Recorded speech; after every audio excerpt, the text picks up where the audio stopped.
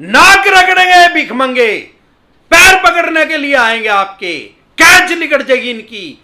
जब तक आपको अपने राइट्स नहीं पता, अधिकार नहीं पता, तब तक ये आपको दबा और कुचा रहे हैं। लेकिन अगर पैसे ही नहीं है तो राहु केतु ग्रह तो क्या करे, साक्षात शनिदेव भी धरती पे आके आपकी पुंजड़ नहीं बांट सकते।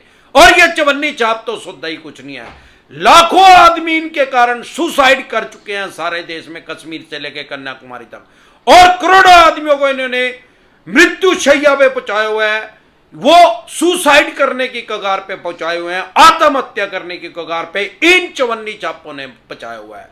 साथियों, 2 लोन डिफॉल्ट हो गए, 5 हो गए, चाहे 25 हो गए।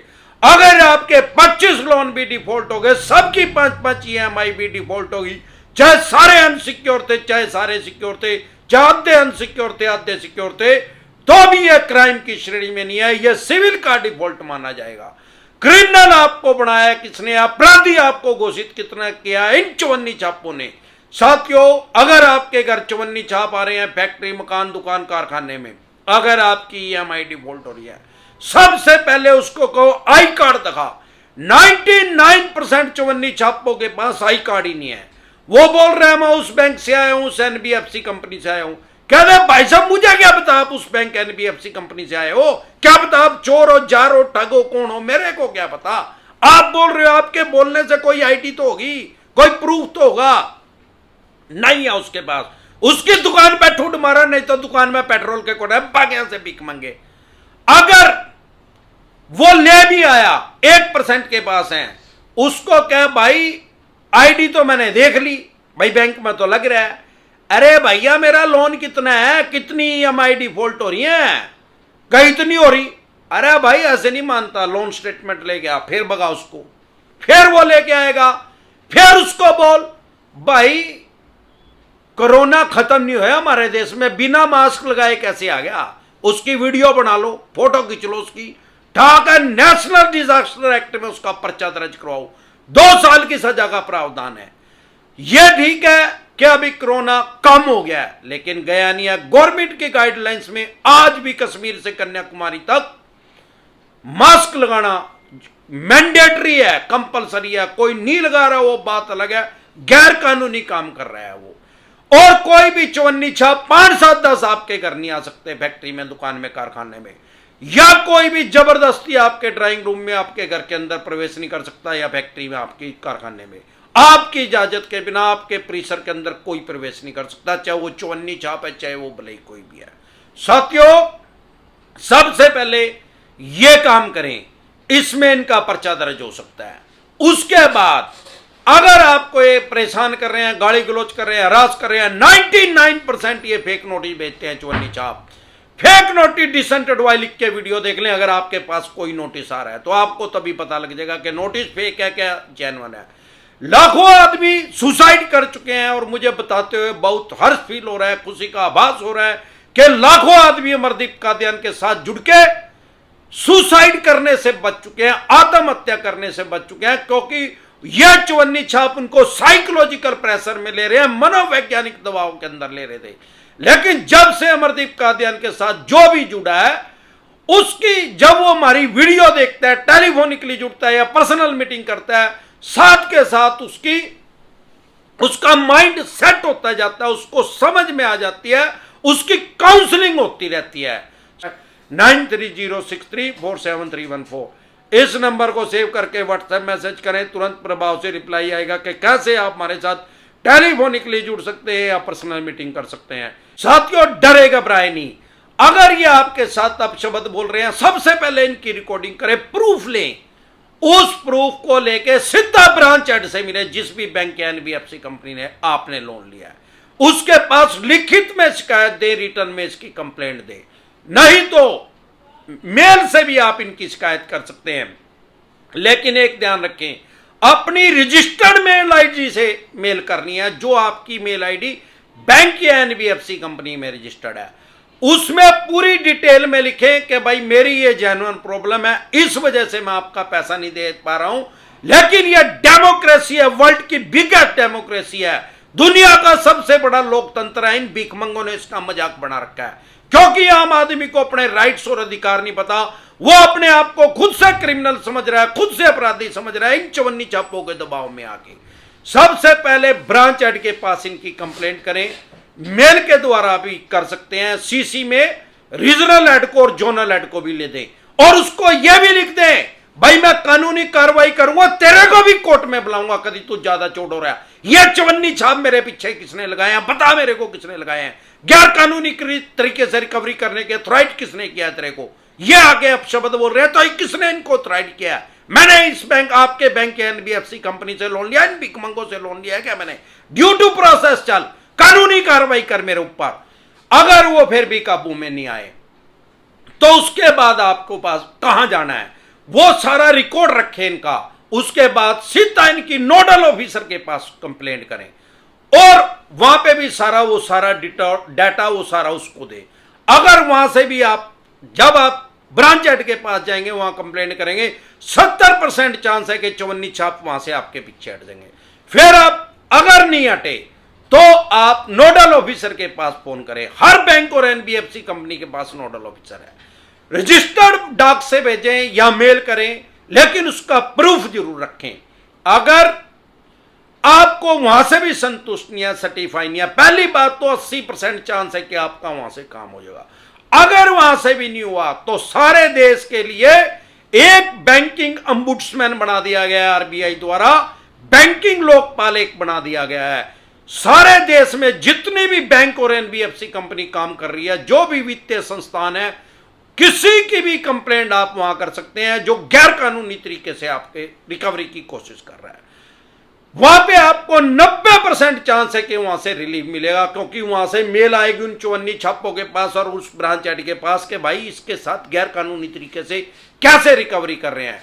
और बैंकिंग ombudsman के पास इतनी पावर है, अगर इन्होंने आपकी फाइनेंशियल स्थिति खराब की है, आपकी कोई फाइनेंशियल लॉस हुआ है इनकी वजह से, जैसे कि एक महीने में कई बार ईसीएस लगाते हैं, बहुत सी एनबीएफसी कंपनी तो 25-25 बार भी ईसीएस लगा देती है। ऐसे इनके पास कोई राइट्स, कोई अधिकार नहीं है। अगर आपका कोई फाइनेंशियल लॉस हुआ है तो ombudsman के पास इतनी पावर है, 20 लाख रुपए तक की आपके पैसा वापसी दिलवा सकता है। अगर 20 लाख रुपए तक का लॉस हुआ है तो आपको कोर्ट में भी जाने की जरूरत नहीं। अगर आपका इनकी वजह से फाइनेंशियल लॉस नहीं हुआ, मानसिक प्रताड़ना हुई है, तो भी 1 लाख रुपए तक का पेनल्टी उनके ऊपर लगा सकता है ombudsman। अगर आप वहां से भी संतुष्ट नहीं है तो आप आरबीआई में इनके खिलाफ जा सकते हैं, आरबीआई में कंप्लेंट रजिस्टर कर सकते हैं। दिक्कत परेशानी कहां है?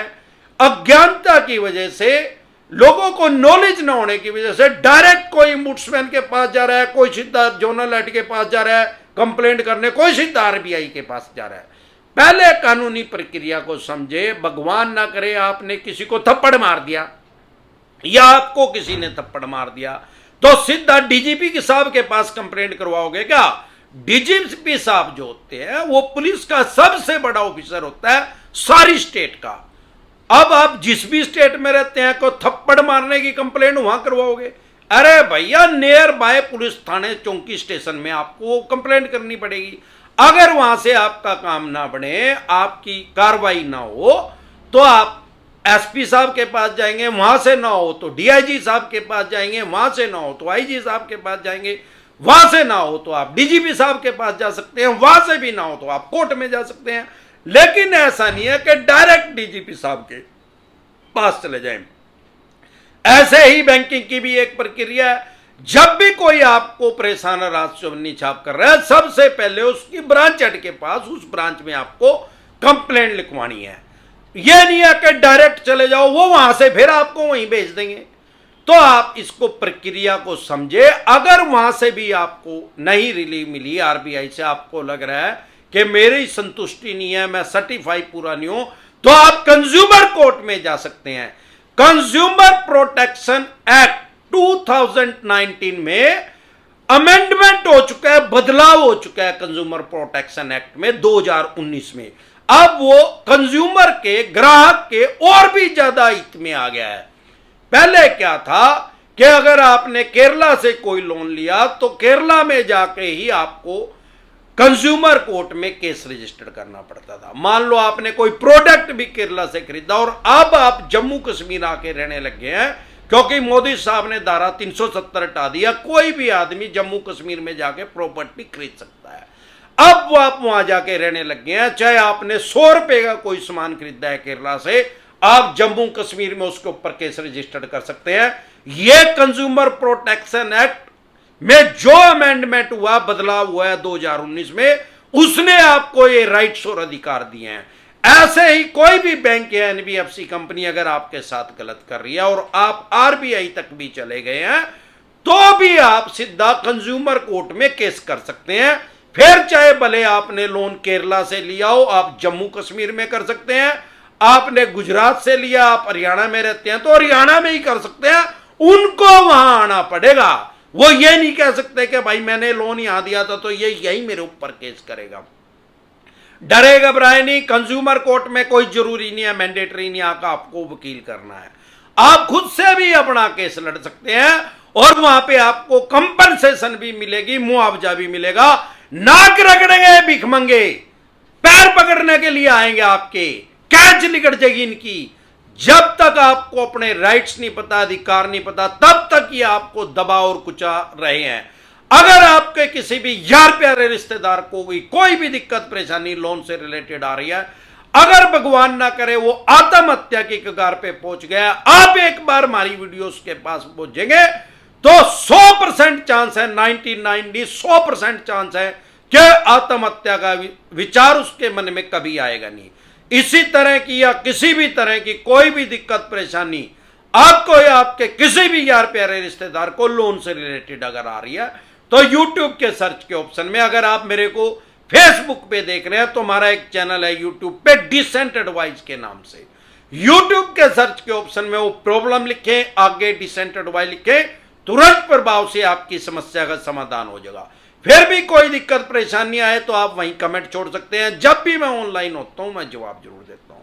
इसके अलावा अगर आप हमारे साथ टेलीफोनिकली जुड़ना चाहते हैं, पर्सनल मीटिंग करना चाहते हैं, फिर आपका लोन 2 करोड़ का है, 5 का है, 25 का, 50 करोड़ का है, जितने भी करोड़ का है, लोन से रिलेटेड कोई भी दिक्कत परेशानी आपको आ रही है, आपके पास सरफेसी एक्ट 2002 के तहत नोटिस आ रहा है, 13(2) का आ रहा है, 13(4) का आ रहा है, सिंबॉलिक पोजीशन का आ रहा है, फिजिकल पोजीशन का आ रहा है, या अन्य किसी भी तरह का नोटिस आ रहा है, सबसे पहले तो ये समझे, अगर आपका एग्रीकल्चर लोन है तो उसके ऊपर सरफेसी एक्ट लागू ही नहीं होता।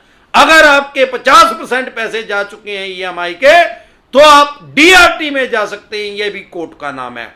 अगर आपके 25% भी पैसे गए हैं तो भी आप डीआरटी में जा सकते हैं, उससे कम भी गए हैं तो भी जा सकते हैं। लेकिन डीआरटी कोर्ट एक, वहां पे भी जज साहब बैठते हैं, वो एक राशि निर्धारित करेंगे कि भाई इतने पैसे देके कम से कम 25% या जो वो डिसाइड करेंगे तो आपका केस वहां कंसिडर किया जाएगा। आप वहां से संतुष्ट नहीं है तो आप डीआरएटी में जा सकते हैं, वहां से नहीं है तो आप हाई कोर्ट में जा सकते हैं, वहां से भी संतुष्ट नहीं है तो आप माननीय सुप्रीम कोर्ट में जा सकते हैं, माननीय सुप्रीम कोर्ट के दरवाजा खटखटा सकते हैं। वो सबके लिए खुला है, सारे देश के भारत के नागरिकों के लिए खुला है। फिर आपका चाहे कोई भी धर्म है, कोई भी जात है, उससे कोई फर्क नहीं पड़ता कि आप अमीर है क्या गरीब है। आपको कोई भी दिक्कत परेशानी लोन से रिलेटेड आ रही है तो आप हमारे साथ टेलीफोनिकली भी जुड़ सकते हैं, आप पर्सनल मीटिंग कर सकते हैं। लोन से रिलेटेड जो भी आपके पास डॉक्यूमेंट्स है वो सभी लेके आप मेरे से पर्सनली मीटिंग कर सकते हैं या टेलीफोनिकली भी एडवाइस ले सकते हैं। उसका क्या प्रोसेस है, आपकी स्क्रीन पे कमेंट बॉक्स के अंदर नंबर आया हुआ है 9306347314। इस नंबर को सेव करके व्हाट्सएप मैसेज करें, तुरंत प्रभाव से रिप्लाई आएगा कि कैसे आप हमारे साथ टेलीफोनिकली जुड़ सकते हैं या पर्सनल मीटिंग कर सकते हैं। एक बार जोर से मिलकर नारा लगाएंगे, समझ गए? जय ससुराल वालों की।